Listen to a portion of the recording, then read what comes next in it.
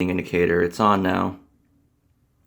This was recording 2, and it was right around, probably around 8:45 to 9-minute mark, and we're getting that overheating indicator turned on. And after about 45 minutes of recording in 4K, it shut down. What is good, YouTube? It's That One Camera Guy back again with an update video for you. We're talking about the Sony A9 overheating video I released. You can check it out over here if you didn't see it already. I just want to give you some updates on the information itself so that there's no confusion. Number one, the camera did not shut down on me, okay? The overheating indicator did turn on 20 minutes into it. I posted an Instagram live video, 8 minutes of it was like the battery, once the overheating indicator turned on, here's what happened. I was at the swim meet. I was trying out the A9. I was using the D500 earlier, okay? I swapped out to the A9. I started shooting with it, and then 20 minutes in, I see the overheating indicator. Here's what happened. I did not increase the brightness of the screen to its max value until it started to overheat. That's when I was like, okay, I wanted to get my phone and record it, so I was like, I need to increase the brightness, so I did. Other things, the camera. I was shooting to 2 cards. I was shooting RAW to a UHS-2 Lexar 2000X card, and then to another pretty fast card on the regular SD card slot. I was shooting medium JPEGs to that one and RAW to the original. So that's how that was all set up. Shooting autofocus continuous, your typical stuff, using the 7200G master. Later on, I added the 1.4x extender. So that's the situation with it. So I shot in the bright sunlight, and then I shot also in shade. And I had the overheating indicator turn on in both environments. But again, it did not shut off. I was not recording any video. All the video you saw from that video from the swim meet came from my phone. I'm typically using it to vlog, so I record some B-roll footage on there because there's people out there, for whatever reason, they don't trust me that I was actually out there. So that's the reason why I record it to basically show, it's like, hey, look, I was actually there, I was actually shooting. That's why I do that. So again, no video recording. Let's get that out of the way. It was just photos. All right, now let me address the situation here. There are people out there who think that I'm making this stuff up, that like it's all a fake, a farce. And then I got folks out there who are saying things like, well, I shot a wedding, I shot this, A9, A7R2, never overheated, no problem. That's good. That is a good thing. And that's a good thing that you're commenting on that video because you need to have a little bit of both, some positive things and some negative things. That's what you want. That's a good sign. But the only thing is when you're saying that, the people that are out there are claiming that, they're saying that I'm an idiot, basically, that I don't know what I'm talking about. But here's the thing. By the way, the A9 I'm using the A9 right now with the 10 to 18 to record me, so I don't have it on hand. You're comparing your situation with mine, where I was shooting under direct sunlight in a sporting environment at a swim meet. For those of you that have been to swim, that have been to a swim relay, to a swim meet, you know what the situation is. People are jumping into the pool, swimming.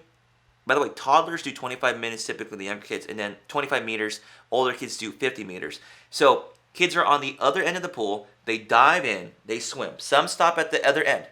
Some will do 50 meters. They'll dive in, they'll go through, they'll stop, and then go back the other way, and it's done. They're either doing freestyle, breaststroke, butterfly, or IMs, basically, where they do a mix.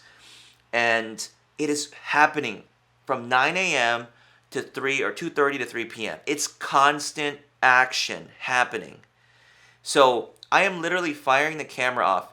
Literally every minute I'm firing. 3 to 4 shots here, 3 to 4 shots there, 3 to 4 shots here, 3 to 4 shots there.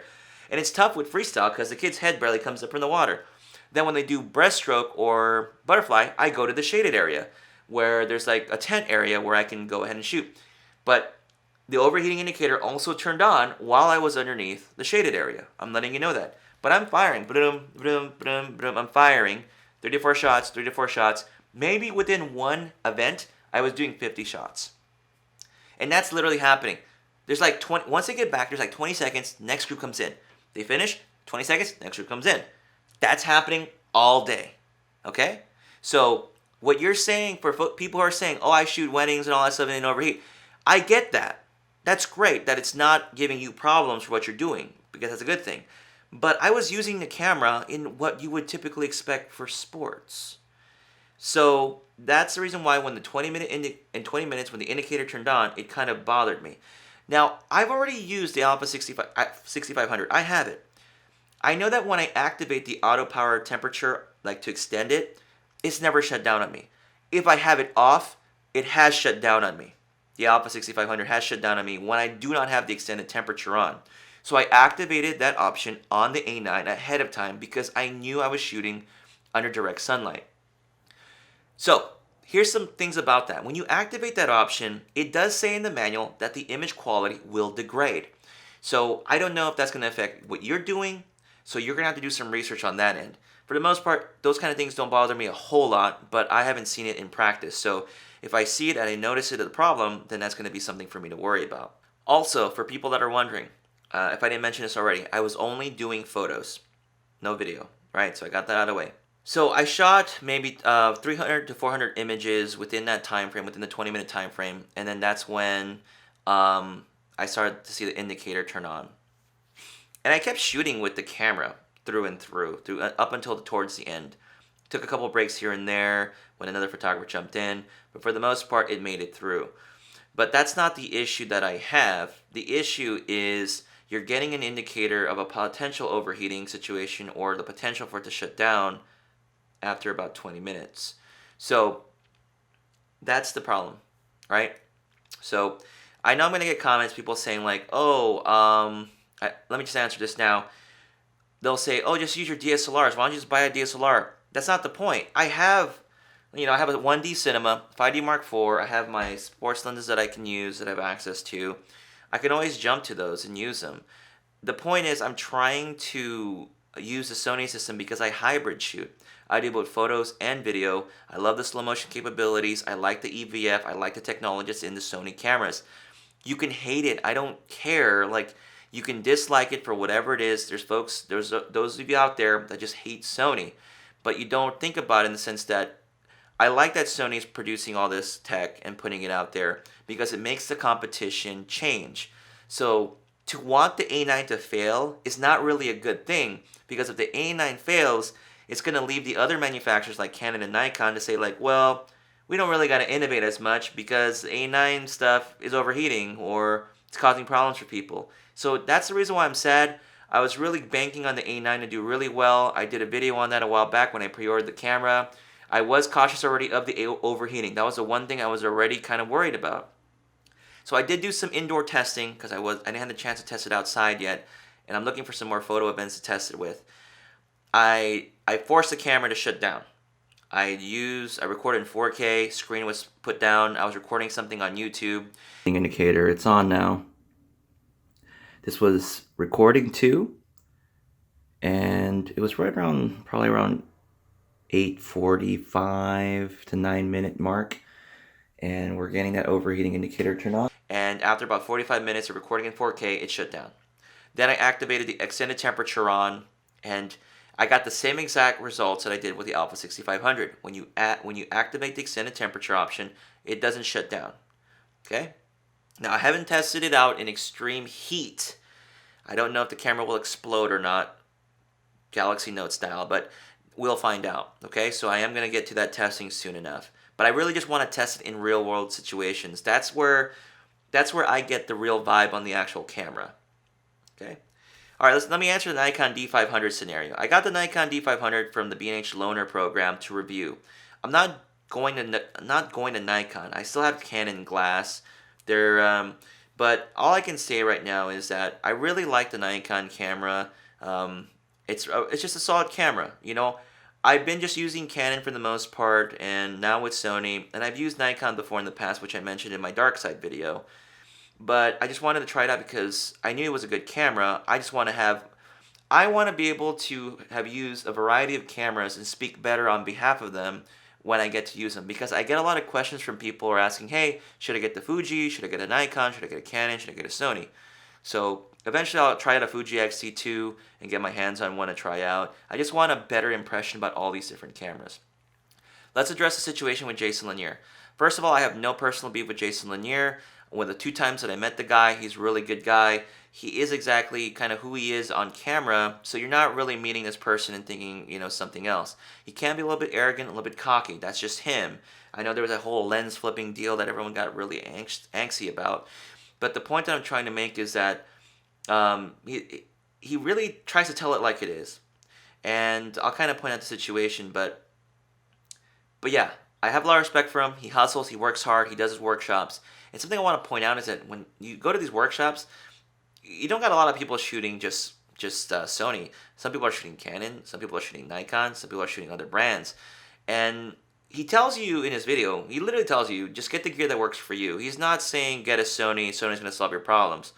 Although the only problem is the last video, one of the other videos he did about the Sony A9, he kind of pushed it really hard.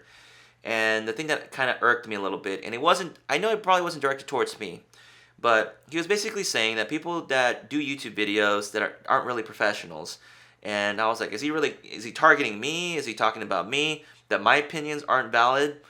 Because, I unfortunately was not invited to those events to test out the camera, so I couldn't really speak on their behalf. I could only speak about the things that were going on that I knew of the camera.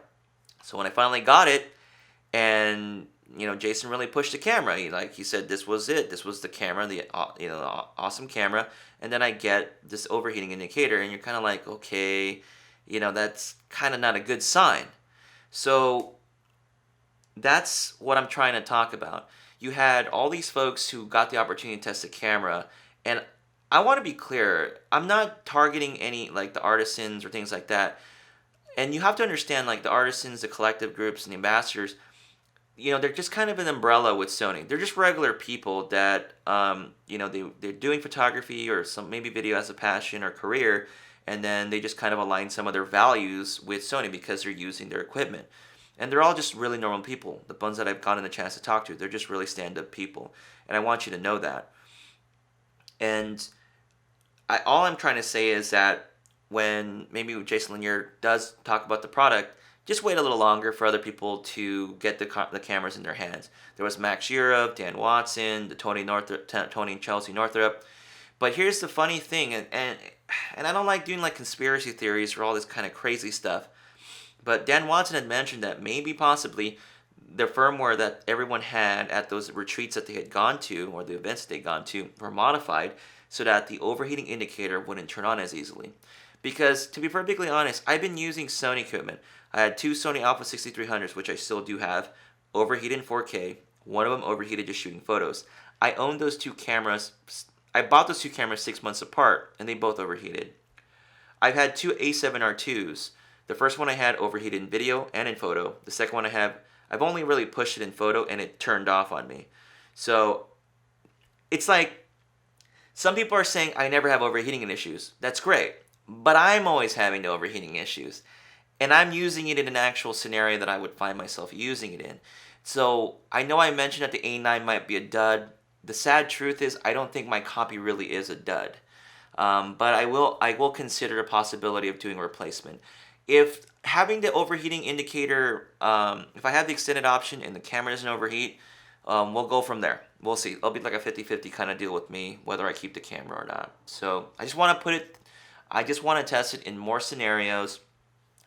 And by the way, I will have a video on the positives of the camera because there's a lot of them. There's a lot of really cool things about it. That's it. That's my situation right now with the Sony A9. Again, thank you everybody that really helped push the other video out and really get that out there. Those of you that have just joined my channel recently or subscribed, if you're really kind of anti-Sony, it might not be the best channel for you. I'm just giving you a heads up right now.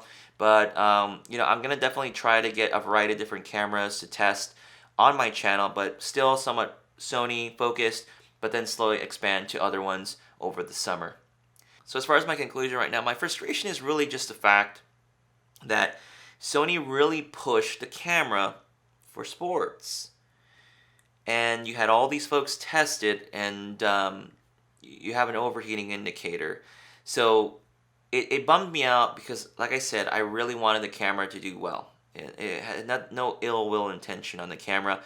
So Sony, if you saw the other video, great. If you're watching this video right now, all I say is try to figure out a way to work it out.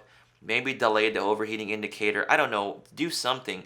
But it really shouldn't do that in 20 minutes of time. And there's proof of it. It's there. And I have a bad feeling that more people are definitely going to start seeing that situation happen. So, Folks, I'm that one camera guy. You know what to do. There's another video if you want to watch it. Subscribe to the channel if you find it interesting. Like it if you care. Other than that, I'll catch you later.